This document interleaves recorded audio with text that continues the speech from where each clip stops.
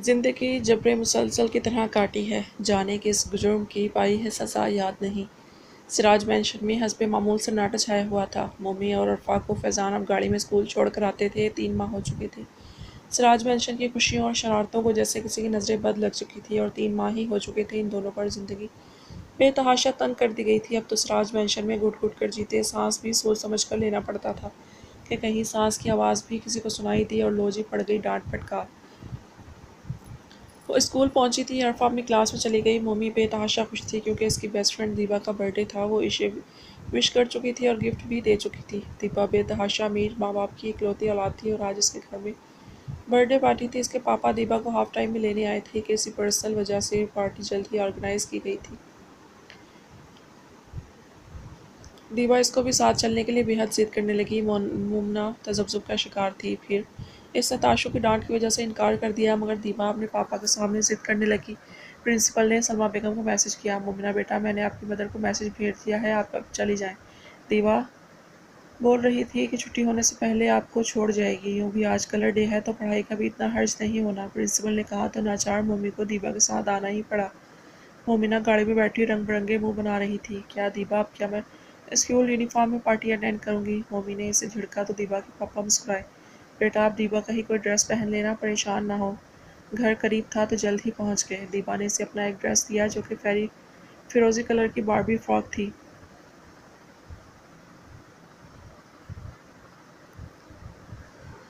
Party بہت شاندار تھی، مومی نے بہت انجوائے کیا، اور اب پارٹی کے اختتام پر مومنہ نے اس کی جان کھا رکھی تھی کہ اسے اسکول چھوڑ کر آئے کیونکہ چھٹی کا ٹائم ہو چکا تھا۔ ناچار دیبا نے اس کا احساس کیا اور اپنی پارٹی چھوڑ کر اسے اسکول تک چھوڑنے آئی تھی۔ مومی نے یونیفارم بھی نہیں پہنا تھا اور یوں ہی اسی ڈریس میں چلی آئی۔ مگر مومی کی بدقسمتی کہ آج انہیں لینے ملک تابش سراج آیا تھا۔ مومی کو اس ڈریس میں ایک گاڑی سے اترتے دیکھ اس کی آنکھوں میں خون اتر آیا تھا، جسے دیکھ مومی بری طرح ڈر گئی تھی۔ عرفا بھی باہر آئی تھی اور اسے ایسے دیکھ کر دنگ رہ گئی تھی۔ تابش دبے تولے قدم اٹھاتا مومی تک آیا تھا۔ کدھر گئی تھی مومنہ؟ ایک اندیکھی جھلساتی آگ اور آنس سی تھی اس کے پھنکارتے لہجے میں۔ مومی کی زبان تالو سے چپک چکی تھی۔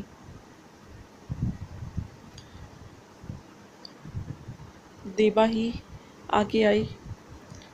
میرے ساتھ میری برتھ ڈے پارٹی میں گئی تھی تاشو بھائی، پرنسپل اور آنٹی سلمیٰ کی اجازت سے۔ مومنہ گاڑی میں بیٹھو جا کر، وہ لہو چھلکاتے چہرے سے بولا۔ وہ میرا بیگ اندر۔ شٹ اپ مومنہ، سنا نہیں میں نے کیا کہا تمہیں؟ وہ دھاڑا تو کافی لڑکیاں ان کی جانب متوجہ ہوئیں۔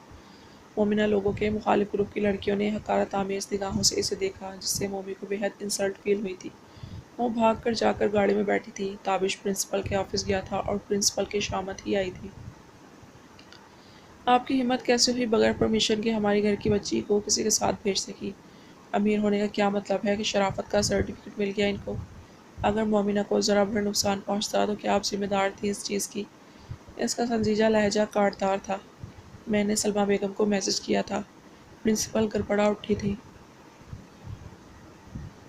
کیونکہ ان کے پاس تابش کے سوالوں کا جواب نہیں تھا۔ ان کا رپلائی آیا، میسج دکھائیں مجھے جس میں انہوں نے یس بول کر پرمیشن دی ہو آپ کو۔ اب پھر تابش کے سوال کا جواب نہیں تھا پرنسپل کے پاس۔ I am sorry mister Tabish, it's my fault and I mistake. دوبارہ نہیں ہوگی آئندہ۔ پرنسپل کو سوری بول کر ہی جان چھڑانی پڑی۔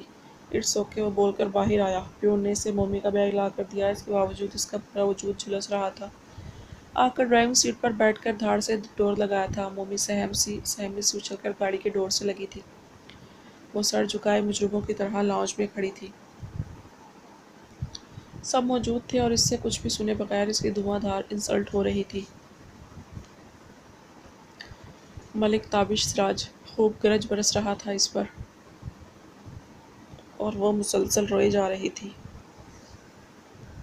میں نے انکار کیا تھا مما، پرنسپل میم نے زبردستی بھیج دیا مجھے، وہ سلمیٰ بیگم کی جانب دیکھتی بولی۔ سلمیٰ نے جان تو بوجھ سے نگاہیں چرا لیں۔ یو شٹ اپ مومنہ، چھوٹی بچی ہو کیا؟ تم نے سختی سے انکار کر دینا تھا اور اپنی فرینڈ کو کیوں منع نہیں کیا؟ تو کیا ہوا تاشو اگر میں چلی گئی تو پرمیشن سے ہی گئی۔ تابش کا ہاتھ اٹھا تھا اور مومی کو پہلی مرتبہ کسی سے سناٹے دار تھپڑ رسید ہوا تھا۔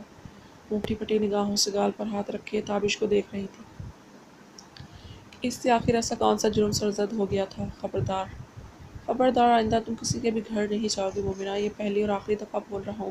آئندہ منہ سے نہیں بولوں گا، وہیں زمین میں زندہ گاڑ دوں گا تمہیں اگر میری بات کی خلاف ورزی کی سمجھی۔ اچھی طرح اپنے دماغ میں بٹھا لو یہ بات۔ کہیں باہر قدم نہیں نکالو گی تم اور عرفان، نہ اسکول سے نہ گھر سے، سمجھ تو اچھی طرح سے تمہاری عافیت اسی میں ہے کہ اپنے کمرے تک محدود رہو، اور یہ بات جتنی جلدی سمجھو گی تمہارے لیے اتنا بہتر ہے۔ وہ کہتا وہاں سے اپنے کمرے میں چلا گیا تھا۔ مومن کا صدمے سے برا حال تھا، وہ تو اس قدر سلجھی ہوئی سوبر بچی تھی، کس نے کہاں کھائی تھی مار کس سے، اور پھر وہ بے تحاشا روئی تھی، اتنا روئی کہ رات تک 102 بخار ہو چکا تھا اسے۔ عرفا صدیقہ بیگم کے کہنے پر ڈرتی جھکتی جھجکتی بریانی کا ڈونگا ہاتھ میں تھامے دوسرے پوشن میں آئی تھی۔ اتنے ماہ گزر چکے تھے مگر سیام کا غصہ شاید اب بھی کم نہیں ہوا تھا۔ تبھی وہ اس کے پاس اس کے پوشن میں آیا ہی نہیں۔ عرفا بھی تبھی آتی تھی جب اس بات کا پکا یقین ہو کہ اور سڑا بینگن گھر پر نہیں ہے، تبھی وہ ادھر آئی تھی، مگر بکرے کی ماں کب تک خیر منائے گی۔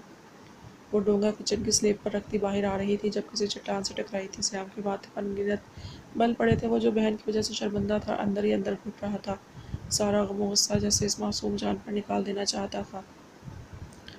کیا کر رہی ہو یہاں، تم کیا لینے آئی ہو؟ سوال کافی چپتے سے لگ رہے لہجے میں پوچھا گیا۔ عرفا خواہ مخواہ شرمندہ ہوئی اور دامن بجا کر اس کے پہلو سے ہو کر نکلنا چاہا۔ سامنے والے کو بھی یہ کہاں گوارا تھا کہ وہ نہ کر اس کی کلائی دبوچی تھی۔ تمہاری ہمت کیسی ہوئی بغیر میری بات کے جواب دیے یہاں سے جانے کی؟ جواب دو، کیوں آئی تھی یہاں؟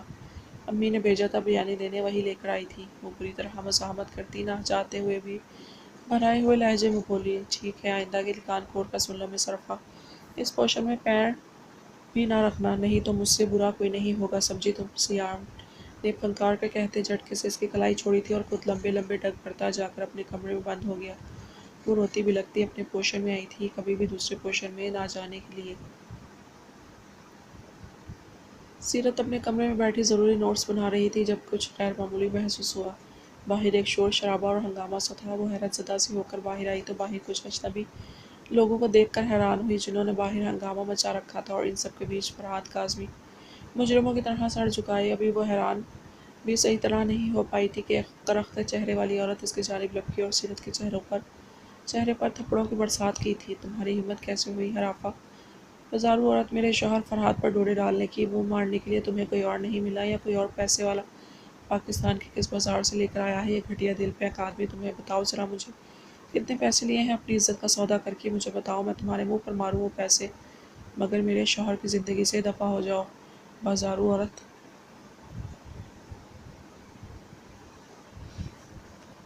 وہ جانے کون تھی اور کیا کیا مغلظات بک رہی تھی، مگر سیرت کی سانس تو میرا شوہر لفظ پر اٹکی تھی۔ یہ اسے فرحات کاظمی کی جانب سے ملنے والا پہلا تحفہ تھا۔ وہ بے یقینی سے فرحات کو دیکھ رہی تھی جس کے ماتھے پر شکن تک نہ آئی تھی، اس کے چہرے پر تھپڑوں کی بوچھاڑ دیکھ کر بھی۔ محلے میں شور غوغا اٹھا تو کسی نے پولیس بلا لی۔ وہ سب فرحات کے ماں باپ اور بیوی بچے تھے جنہیں پولیس نے ٹال کر واپس بھیج دیا۔ فرحات کاظمی پلیٹ سے نمٹ کر سکتے میں گئی سیرت کی جانب بڑھا تھا۔ جب سیرت کو ہوش آیا، اس نے جھٹکے سے خود کو کمرے میں بند کر کے دھاڑ سے دروازہ بند کیا تھا۔ دروازے سے لگ کر روتی وہ زمین پر بیٹھتی چلی گئی تھی، اپنی بربادی کا ماتم منانے کے لیے۔ تم مجھے چھوڑ گئے تھے، وہ تمہیں چھوڑ گیا، اس کو کہتے ہیں میری جان، مکافات کا دکھ۔ اور پھر مومنہ اور عرفا کا سب کچھ ان کے ہاتھ سے چھوٹتا چلا گیا۔ عرفا تھوڑی سمجھدار تھی، کسی طرح کمپرومائز کر ہی لیا، مگر مومی وہ قید تنہائی کا شکار ہو چکی تھی۔ اس قدر پابندیاں، اس قدر گھٹن زدہ ماحول، نہ کھیلنے کودنے کی اجازت، نہ اونچا بولنے کی، نہ قہقہہ لگانے کی۔ بس اسکول کالج سے آتے ہی اپنے کمروں میں قید ہو جاؤ۔ بس تمام دوستوں سے اس سے دوستی ختم کر لی، دوستی ہو بھی جاتی، مومنہ کے گھر آتی، مگر جب یہ جانے سے صاف انکار کر دیتی تو وہ پیچھے ہٹنے لگتی۔ کسی طرح کسی نے بھی اس سے مستقل دوستی نہ رکھی، فون رکھنے کی پرمیشن بھی نہیں دی گئی تھی۔ انہیں مومنہ کے لیے اب صرف ملک تابش سراج تھا، جس سے اب اسے نفرت اور گھن محسوس ہوتی تھی، جس سے اس نے بس نفرت کی تھی اور بس نفرت کرنی تھی۔ آج بھی، کل بھی، پرسوں اور برسوں، دن مہینوں اور مہینے سالوں میں بدل گئے۔ 4 سال گزر گئے تھے۔ ملک تابش سراج نے MBA میں ٹاپ کیا تھا اور اپنا بزنس اسٹارٹ کر چکا تھا۔ وقت کے ساتھ وہ اور زیادہ ہینڈسم، بے تحاشا مردانہ وجاہت کا شاہکار بن چکا تھا۔ سیام اب BCom کے لاسٹ ایئر میں تھا اور پہلے سے بھی زیادہ سنجیدہ ہو گیا تھا۔ عرفا FSC میں تھی، سنجیدگی اور خوبصورتی میں اضافہ ہوا تھا۔ وہ ایک گرلز کالج میں ہی پڑھتی تھی اور مومی سائنس کے ساتھ میٹرک میں A+ کے ساتھ پاس ہو چکی تھی۔ وقت کے ساتھ وہ مزید باربی ڈول بن گئی تھی، شفاف، معصوم اور بے اختیار حسن۔ اور بس یہ فرق پڑا تھا کہ سر پر موجود براؤن کرلی بالوں کی آبشار بلکہ میگی نوڈلز اب کمر سے نیچے تک جھولتے تھے۔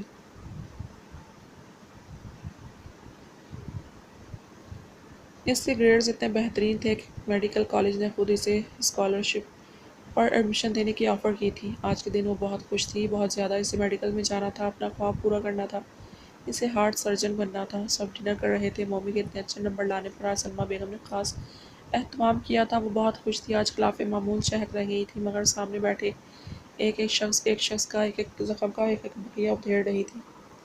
اس کی آنکھوں میں خون اتر چکا تھا، ایک تو زخم ادھڑ رہے تھے، دوسرا اس کالج کے بالکل سامنے بوائز میڈیکل کالج تھا۔ مگر مومی اس سب سے بے نیاز تھی۔ آپ کو پتہ ہے امی، وہ میڈیکل کالج شہر کا سب سے اچھا میڈیکل کالج ہے، اور مومنہ تم اس کالج میں نہیں جاؤ گی، تم اسی کالج میں جاؤ گی جہاں عرفہ جاتی ہے۔ ملک تابش سراج کی مصروف بھاری آواز ڈائننگ ہال میں گونجی تھی۔ مومنہ کے تلووں پر لگی اور سر پر گھسی تھی۔ اس بندے کو جانے کیا چڑ تھی اس کی خوشیوں سے، کیا بیر باندھ کر بیٹھا تھا وہ اس سے، کس جنم کے گناہوں کا بدلہ لے رہا تھا اس سے۔ مومی کی آواز بلند تھی آج، مگر دس از مائی لاسٹ ڈیسیژن۔ تابش نے اس کے بعد کاٹتے حتمی لہجے میں کہا تھا، آپ ہوتے کون ہیں میری زندگی کے فیصلے لینے والے؟ ابھی میری ماں زندہ ہے امی، آپ کریں گی یہ فیصلہ؟ آج مومی کے تیکھے لہجے میں اسے برسوں پرانی ایک بغاوت کی جھلک دکھی تھی۔ تبھی وہ جارحانہ تیور لیے اپنی جگہ سے اٹھ کر استقبال آیا تھا۔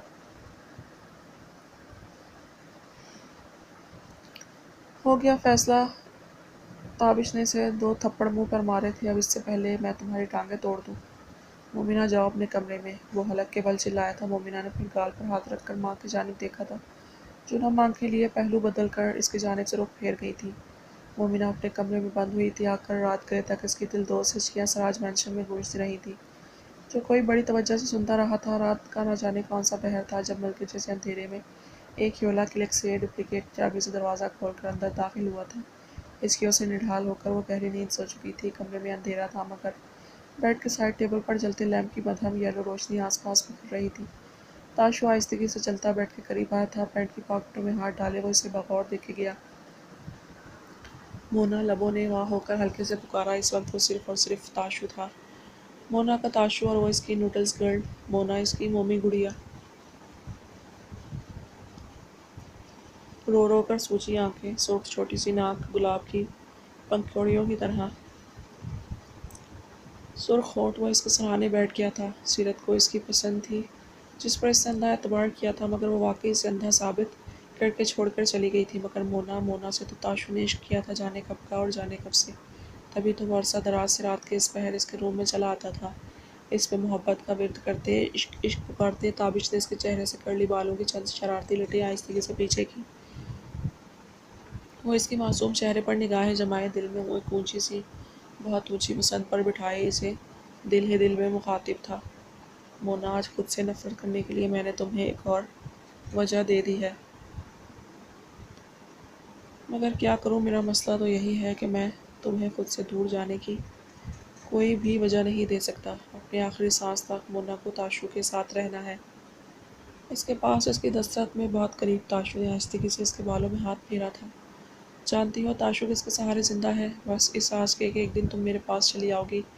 تمہاری نفرت کا سوچتا ہوں تو دل دہل جاتا ہے، مگر جانتی ہو کیا، مجھے میرے جنون عشق محبت پر اتنا بھروسہ ہے، اتنا ایمان ہے کہ جانتا ہوں تمہاری یہ نفرت میرے عشق سے ٹکرائے گی تو بربھری ریت کی طرح بکھر کر پاش پاش ہو جائے گی۔ میں تمہیں اتنی محبت دوں گا، اتنا پیار کروں گا کہ تم دنیا بھلا دو گی۔ تمہیں تکلیف بھی تو تبھی دیتا ہوں نا کہ تمہاری ہنسی، اشکوں پر خوشیوں اور زخموں تک صرف اور صرف تاشو کا حق ہے۔ سچ میں میری میگی نوڈلز والی میری گڑیا، مومی گڑیا۔ وہ اپنی سوچ پر مسکرایا تھا۔ وہ دکھ بھی دے تو کر نہیں سکتی، اسے جدا لپٹی ہوئی بدن سے یہ آکاش بیل ہے۔ حاصل ہوئی تو چیز کی وقت نہیں رہی، جس گھر میں قید ہوں وہ رشتوں کی جیل ہے۔ سنو عرفہ، تمہاری چھوٹی ماما نے سالن منگوایا ہے، یہ ڈونگا اٹھاؤ اور فوراً دے کر آؤ۔ صدیقہ بیگم نے مصروف سے انداز میں کہا تو عرفہ کے ہوش اڑے تھے۔ ڈونگا اٹھائے بغیر باہر نکلنے لگی تو صدیقہ بیگم کے ماتھے پر بل پڑے۔ کیا بدتمیزی ہے عرفہ، میں نے تمہیں کیا کہا ہے؟ امی، میں مومی کو بلانے جا رہی تھی، وہ دے آئے گی۔ عرفہ منمنائی، 4 سال سے کہاں سامنا کیا تھا اس سڑے بینگن کا، بڑی مشکل سے دامن بچا رکھا تھا۔ کیوں تمہاری اپنی ٹانگیں ٹوٹی ہوئی ہیں جو مومی کو آرڈر دینا ہے تم نے، اور تمہیں آخر کیا تکلیف ہے اپنے سسرال جاتے ہوئے؟ ساری زندگی وہیں گزارنی ہے، اب کیا موت پڑی ہے؟ صدیقہ بیگم نے اسے بری طرح جھٹکا تو وہ ڈونگا اٹھائے نم آنکھوں سے دوسرے پوشن میں چلی آئی تھی۔ وہ اور شازیہ بیگم نوٹ کر چکی تھی کہ وہ اپنے سسرال میں تل بھی نہیں دھرتی تھی۔ تبھی آج صدیقہ بیگم نے اسے جھڑک کر ادھر روانہ کیا تھا۔ وہ آئی بلا کو ٹالتو کا ورد کرتی اور دوسرے پورشن کی جانب گئی تھی۔ دوسری پورشن میں حسب معمول کافی سناٹا تھا۔ وہ دبے قدموں آگے بڑھی تھی۔ سیام MBA فرسٹ ڈویژن میں پاس کرنے کے بعد اب آگے پڑھائی کے لیے کینیڈا جانے کے چکروں میں تھا۔ تمام تیاری مکمل تھی، اب بس بڑوں کو منانے کا پہاڑ سر کرنا تھا، جو کہ ناممکن ہی لگ رہا تھا۔ رات وہ کافی بحث کر چکا تھا، امی بابا سے رات کا احتجاجاً کھانا بھی نہیں کھایا تھا، اب بھی بھوکا پیاسا اپنے کمرے میں بند تھا۔ عرفہ کچن میں آئی، ڈونگا شازیہ بیگم کو تھما کر کافی دیر ان کے ساتھ بیٹھی باتیں کرتی رہی تھی۔ وہ بتاتی رہی کہ کافی دن سے بیمار ہیں، اسی لیے صدیقہ بیگم ہی کھانا بنا کر بھیج رہی ہیں۔ گھر بھی اوندا پڑا ہوا تھا، کام والی نے بھی شازیہ بیگم کی بیماری کا خوب ہی فائدہ اٹھایا تھا اور بس لگتا ہے اپنی جان چھڑاتی رہی تھی۔ عرفہ کافی سے زیادہ شرمندہ ہوئی اور جلدی سے سارا کچن صاف کیا، جھوٹے برتن سنک میں جمع کر کے دھوئے۔ شازیہ بیگم کا تھا ہی کون ان لوگوں کے علاوہ؟ عرفہ کو بہت زیادہ شرمندگی نے آن گھیرا تھا۔ وہ کیسے اتنی بے حس ہو کر اتنی غفلت اختیار کر سکتی تھی؟ اس کے ہاتھ تیزی سے چل رہے تھے۔ پھر 2 گھنٹے لگا کر وہ سارے گھر کی ڈسٹنگ کر چکی تھی۔ شازیہ بیگم نے کمروں کی چادریں اور پردے بھی چینج کر دیے، ایک جن کے کمرے سے 2 فٹ دور ہی رہنے میں عافیت سمجھی تھی۔ ابھی وہ بڑی دلجمی سے فرش دھونے میں مصروف تھی، جب سیام اپنے کمرے سے نکل کر باہر آیا اور اپنا چمچماتا گھر دیکھا تو حیرت ہوئی۔ باہر پچھلے برآمدے میں سے شراب پانی کا پائپ اور جھاڑو کے چلنے کی آواز پر تجسس کے مارے ادھر آ گیا۔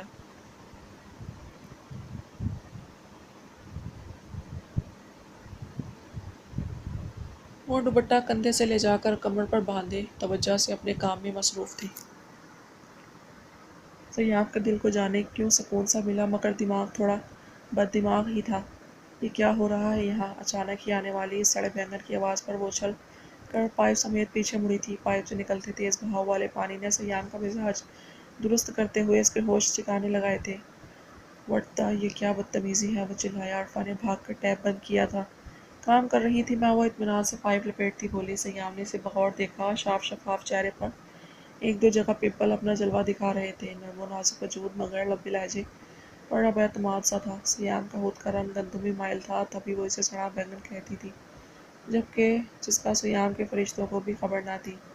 یو نو واٹ، چاہے جتنی بھی کوششیں کر لو، جتنی مرضی حربے آزما لو، جو چاہے کر لو، مجھے متاثر کبھی نہیں کر پاؤ گی۔ نہ میں کبھی تمہاری طرف مائل ہو سکتا ہوں، نہ کبھی مجھے تم میں کوئی دلچسپی ہو سکتی ہے۔ وہ بڑے سکون سے بولا تھا، جبکہ حدت و ذلت کے احساس سے عرفہ کا چہرہ خطرناک حد تک سرخ پڑا تھا۔ وہ جو دلچسپی سے دیکھ رہا تھا، عرفہ کی آنکھیں تیزی سے پانی سے بھری تھیں، یوں لگتا تھا جیسے کسی نے مٹھی بھر مرچیں آنکھوں میں ڈال دی تھیں۔ عرفہ نے پائپ اور جھاڑو وہیں گرایا تھا اور اپنے الفاظ اس بے حس پتھر دل کھٹیا شخص پر ضائع کی بغیر، کچھ بھی کہے بغیر تیز قدم اٹھاتی وہاں سے چلی آئی تھی۔ اب یہ تو طے تھا کہ وہ زندگی میں کبھی پلٹ کر اس شخص کو دیکھے گی بھی نہیں۔ اس کی زندگی میں شامل ہونا تو بہت دور کی بات ہے، موت کے گلے لگا لے گی، مگر اس کے سامنے کبھی اپنے وجود کو یوں عرضہ نہیں ہونے دے گی۔ وہ پینٹ کی پاکٹوں میں ہاتھ ڈالے بڑی دیر تک اس جگہ کو گھورتا رہا جہاں سے وہ ابھی گئی تھی۔ وہ جانے کون سی انا کی تسکین کے لیے اسے ذہنی ٹارچر کرتا آ رہا تھا، مگر آج ابھی اسے اس کی نم آنکھیں دیکھ کر ادراک ہوا تھا کہ وہ ان آنکھوں کی نمکین پانیوں میں پوری طرح ڈوب چکا ہے۔ اسے اس بات پر انکشاف ہوا کہ وہ اس کے لیے کیا معنی رکھتی ہے۔ تبھی اس کا سرخ چہرہ دیکھ سیام کو اپنا دل جیسے ڈوبتے سورج کی طرح اتاہ گہرائیوں میں اترتا محسوس ہوا تھا۔ اب عافیت اسی میں تھی کہ اپنے دل کی اس بدلتی کیفیت سے فرار ہونے کا رستہ اختیار کیا جائے۔ تبھی واپس اپنے روم میں گیا تھا، اپنا بیگ اٹھایا اور سیدھا تاجی کے پاس آیا تھا۔ ان سے جھوٹ بولا کہ امی پاپا نے اجازت دے دی ہے، اب بس ان کی اجازت درکار ہے۔ بھلا داجی کو کیا اعتراض ہونا تھا، انہوں نے بھی اسے اجازت دے دی۔ تبھی وہ سراج مینشن سے نکلتا چلا گیا تھا۔ وہ اس کی عصمت کا لٹیرا بڑی دیدہ دلیری سے آج پھر اس کے کمرے میں چلا آیا تھا۔ تمہاری ہمت کیسے ہوئی فرہاد میرے کمرے میں آنے کی؟ وہ پھنکاری، جن تجوریوں کے خزانے لٹ چکے ہوں ان کو تالے نہیں لگائے جاتے میری جان۔ وہ خباثت سے بولتا ہنس دیا اور بیڈ پر پسر کر لیٹ گیا۔ 4 سال سے یہی تو ہو رہا تھا فرہاد کاظمی کی دانست میں۔ وہ اس کے ساتھ لیو ان ریلیشن شپ میں رہ رہا تھا، جبکہ سیرت کی نظر میں وہ حرام زندگی گزار رہی تھی۔ ایسا ہی تو ہوتا ہے سیرت جیسی لڑکیوں کے ساتھ، جو لڑکیاں اپنے گھر کی 4 دیواری کے اقدار و روایات سے آزادی چاہتی ہیں، وہ زمانے کی ٹھوکروں پر رکھ دی جاتی ہیں۔ فرہاد نے اسے منا لیا تھا جب وہ اس کی बीवी के ये मालूम होने पर नाराज़ हुई थी। इसने बड़ी चापलूसी से इसे मनाया था। हाथ आया शिकार तो वो भी जाने नहीं देता था, खासकर वो मनपसंद शिकार जिस पर इतना इतना पैसा लगाया हो। जब वो इसकी बातों के जाल में किसी सूरत नहीं फंसी और निकाह पर इसरार किया, तब इसने बहुत मक्कारी और धोखे से सीरत के खाने में नशावर चीज़ मिला दी थी। तब से अब तक वो जब जी चाहता ज़ोर ज़बरदस्ती से अपनी मनमर्जी कर लिया करता था, और सीरत खुली आंखों से अपनी बर्बादी का तमाशा देखती रही, मगर मजबूरी तो ये थी, वो कुछ कर नहीं सकती थी। वापसी के लिए तमाम कश्तियाँ जलाकर निकली थी। फरहाद काज़मी से जान छुड़ाती तो जाने कि इनके जंगल में जाकर फंसती। वैसे भी वो अगर एमबीबीएस कर पा रही थी तो फरहाद काज़मी के फाइनेंशियल सपोर्ट से। खुद के पास तो कुछ भी नहीं था। वो हर तरफ से खाली दामन थी। अपने पैरों पर खड़ा होने तक वो मुकम्मल इसकी मोहताज थी। बड़े हाथ पैर मारने की कोशिश की, शायद कुछ अच्छा हो भी जाता इसके साथ, लेकिन अगर वो इतने सारे दिल इतनी बुरी तरह ना दुखाती। अब तो अपना बोया काट रही थी। एमबीबीएस का आखिरी साल था। कुछ दिनों से तबीयत कुछ गिरी गिरी भी थी। वो नहीं जानती थी कि फरहाद काज़मी की नाजायज़ औलाद पैदा करके वो मज़ीद ज़िल्लत और रुसवाइयों की खाई में गिरने वाली है।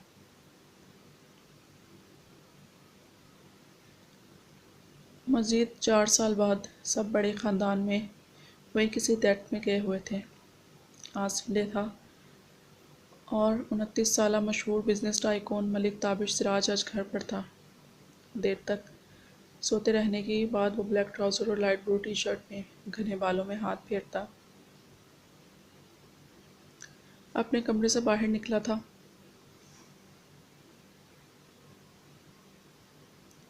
ब्रेकफास्ट भी नहीं किया था, सो अब भूख महसूस हो रही थी। टाइम देखा 1 बज रहा था। लाउंज में आकर बेख्तियार निगाह रखे जाके रूम तक उठी। एक नरम मुस्कुराहट ने घनी मूंछों तले खुद ब खुद गुलाबी लबों को छुआ। क्यों न अपनी जान को हस्बे मामूल परेशान किया जाए।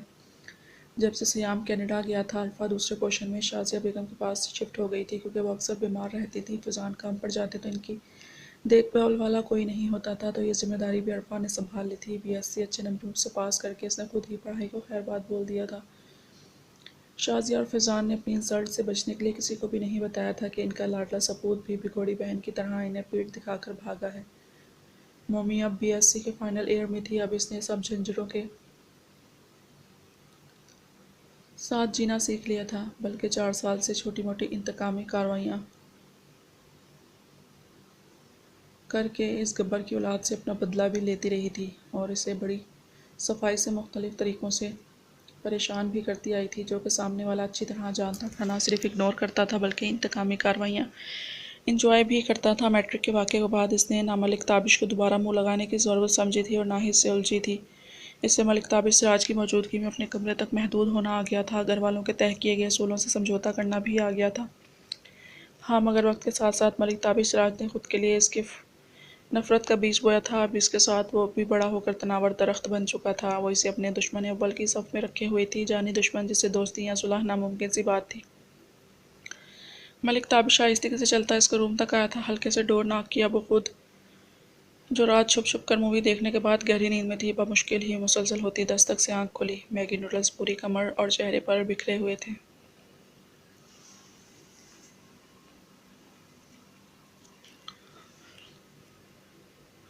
ये समझकर दरवाजे पर कौन हो सकता है, इसने बहुत गंदा और कड़वा सा मुँह बनाया। ये दुनिया पर और कौन पैदा हुआ है मुझे परेशान करने वाला, इस गब्बर की औलाद के अलावा। मुसलसल होती दस्तक की वजह से इसे नाचार उठना पड़ा। दुपट्टा उठाकर सर पर ओढ़ा और पाँव में चप्पल अड़सी। क्लिक की आवाज़ पर ताबिश ने अपनी नरम मुस्कुराहट गधे के सर से सींग की तरह गायब की थी। जी। दरवाज़ा खोलकर वो खुमार आलूद सुर्ख चेहरा लिए अपने तमाम तर रहनाइयों समेत बाहर आई थी कि एक मरतबा तो मलिक ताबिश के भी होश ही उड़ गए थे। बहुत भूख लगी है, खाना गर्म करके लगा दो, वो संजीदगी से कहता किचन में जाने के लिए मुड़ा था। काश मैं तुम्हें जहर दे सकती, गब्बर की औलाद दिल ही दिल में बोल पाई। मोमी ने मुक्का बनाकर हवा में लहराया कि काश वो ये मुक्का इसकी पहलू में रसीद करके इसका पहलू सेंक सकती। इसकी हरकत वो लाउंज में मौजूद खिड़की के शीशे में अच्छी तरह देख चुका था। दामिश ने दांतों तले लब दबाया। मोमी पाँव पर तख्ती किचन में आई थी। खाना गर्म करके देने का मतलब था इस लैंडलॉर्ड के लिए ताज़ा रोटियां डालकर देना, जो कि इसे इस वक्त जहर लग रहा था। वो किचन में आई तो डाइनिंग टेबल पर बैठा बज़ाहिर अपने बेहद कीमती मोबाइल फ़ोन में लगा हुआ था। मोमी ने फ्रिज से आटा निकाला और महारत से पेड़े बनाने लगी। अब मलिक ताबिश बड़ी फुर्सत से इसके जायज़ा लेने में मसरूफ़ था। मैरून शलवार कमीज़ में दुपट्टा सर पर जमाए वो पहले से बढ़कर हसीन लग रही थी। کیچڑ میں مقید بالوں کو میگی نوڈلز بغاوت اترتے کمر پر اپنی من مرضیاں کرتے دوپٹے سے جھانک جھانک کر دعوت نظارہ دے رہے تھے۔ ممی جانے کیا پوچھنے بہت اچانک پیچھے مڑی تھی، مگر اسے خود کو یوں عجیب طریقے سے تکتے پا کر کیا پوچھنے والی تھی بھول ہی گئی تھی۔ ملک تابش نے فوراً زاویہ نگاہ بدلا تھا۔ قابل نفرت بندہ اب بھی غور فرما رہا ہوگا کس چیز کو بہانہ بنا کر بے عزتی کروں۔ مومی دل ہی دل میں تلملائی۔ کبھی کسی زمانے وہ اس کا کتنا اچھا دوست ہوا کرتا تھا، مگر اب دشمن اول کی صفت میں شامل تھا۔ میرے دل سے ستم گر تو نے اچھی دل لگی کی ہے کہ بن کے دوست اپنے دوستوں سے دشمنی کی ہے۔ میرے دشمن تو میری دوستی کو ترسے، مجھے غم دینے والے تو خوشی کو ترسے۔ وہ بڑی مہارت سے روٹی بنا رہی تھی، گھرداری بہت اچھے سے سیکھی تھی۔ صدیقہ اور سلمیٰ بیگم سے 3 تازہ روٹیاں بنا کر ہاٹ پات میں رکھ کر اس کے سامنے رکھی۔ مٹر قیمہ اور مکس سبزی اوون میں گرم کی اور نکال کر ٹیبل پر رکھی۔ کٹنگ بورڈ پر اس کے ہاتھ بڑی تیزی اور مہارت سے تازہ سلاد کاٹ رہے تھے۔ تازہ سلاد بنا کر سامنے رکھی، جگ میں پانی بھر کر پاس رکھا۔ بھوک تو اسے بھی بہت لگی تھی، مگر یہ بلا سر سے ٹل ہی جاتی، پھر ہی کوئی نوالا حلق سے نیچے اترنا تھا۔ صبح اب کھانا لگا کر باہر نکلتی، اپنے کمرے کا رخ کرنا چاہتی تھی، مگر وہ ایسا نہیں چاہتا تھا۔ کچھ میٹھا ہی بنا دو، تابش بول کر پھر پلیٹ پر جھکا۔ ریئلی مومی دل ہی دل میں چلا اٹھی تھی، تم جیسے کریلے پلس نیم چڑھے کو بھی میٹھے کی تمنا ہے۔ وہ اچھی طرح جانتی تھی کہ بندہ میٹھا بہت کم بلکہ برائے نام ہی کھاتا تھا، اور اب یہ بھی جانتی تھی کہ وہ محض اسے پریشان کرنے کو یہ اچھی حرکتیں کر رہا تھا۔ مومی نے دل ہی دل میں دانت کچکچائے اور الماری سے پاستہ نکالا تاکہ فروٹ سیلڈ بنا کر اس کے منہ پر مارے۔ تو پھول بنے پت جھڑ کا تجھ پہ بہار نہ آئے کبھی، میری ہی طرح تو تڑپے تجھ کو قرار نہ آئے کبھی، جیے تو اس طرح کہ زندگی کو تو ترسے۔ میرے دشمن تو میری دوستی کو ترسے، کاش وہ اپنی نفرت لفظوں میں بیان کر سکتی تو ملک تابش سراج کے سن کر رونگٹے کھڑے ہو جاتے کہ اس نے اپنے ساتھ اور اس کے ساتھ کیا کر دیا تھا۔ اس نے کھانا فنش کرنے سے پہلے فروٹ کٹنگ کر کے سیلڈ مکس کر کے پلیٹ میں نکالا اور اس کے سامنے رکھی۔ اب جب وہ کھانا کھا ہی چکا تھا تو اس کے یہاں سے طوفان ہونے کے چانس دکھائی دے رہے تھے۔ تبھی مومی نے اپنے لیے ایک روٹی ڈالی تھی۔ وہ اس کی پیٹھ کو گھور کر رہ گیا، کاش وہ پورے استحقاق سے بول سکتا کہ میرے ساتھ ہی نہیں کھا سکتی تھی کھانا، مگر خود کے ہی کارنامے تھے جو یوں اس کے سائے سے بھی گریز برتتی تھی۔ حیرت انگیز وہ بیٹھا آہستہ آہستہ سیلڈ کھاتا رہا کہ شاید وہ ظالم روٹی بنا کر اسی ٹیبل پر بیٹھ کر کھانا کھا لے، مگر یہ ملک تابش سراج کی خام خیال ہی تھی۔ تبھی وہ ٹرے میں کھانا لگا کر اپنے کمرے میں جا چکی تھی۔ ملک تابش سراج نے ایک سرد سیاہ بھری یقیناً ایک آگ کا دریا ہوگا جو اسے پار کرنا پڑے گا، اور شاید یہ اس کی بھی خام خیالی تھی کہ 8 سال سے ہر چیز پر سمجھوتا کرنے والی ملک مومنہ تابش سراج اس بات پر سمجھوتا کر لے گی کہ وہ اپنا وجود ملک تابش سراج